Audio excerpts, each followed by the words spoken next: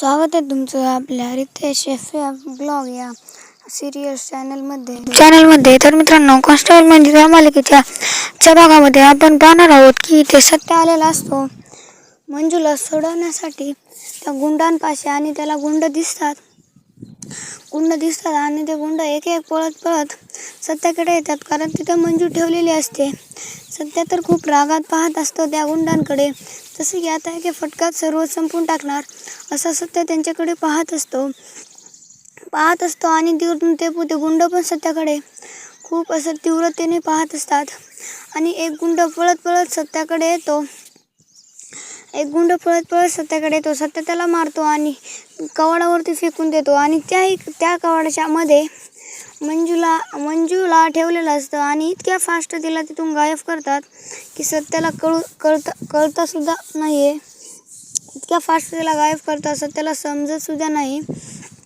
आणि तिला अशा काही ठिकाणी घेऊन जातात जिथे सत्याला काही सुद्धा तिची चाहूल लागणार नाही.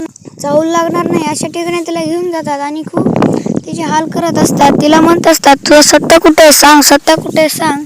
मंजू काही सांगत नसते. मंजू म्हणते, माझं सत्य असं आहे की तुमचा एका झटक्यात सर्वांचा कार्यक्रम फिक्स करून टाकेन, तेव्हा मला सोडा तुम्ही. मंजू असं म्हणत असते आणि म्हणते, तुम्ही मग सोडा मला धरून ठेवणं खूप महागात पडेल, तुम्हाला सोडा मला, असं म्हणत असते. आणि सत्या दुसऱ्या दिवशी एका माणसाला पकडून आणतो आणि त्याला पळून जाण्याची वाट पाहतो. आणि तो माणूस पळून गेला तसा सत्या आणि बलमा दादा त्याचा पाठलाग करत मंजू कुठे ठेवले या ठिकाणी जातात आणि म्हणतात, वाघमारे इथंच ठेवले असतात. म्हणून सत्या त्यांच्यावर मारामारी करतात. आणि तिथले मारामारी केल्याच्या नंतर सत्या, बलमा, आमल्या आणि सर्व तिथे मारामारी करतात.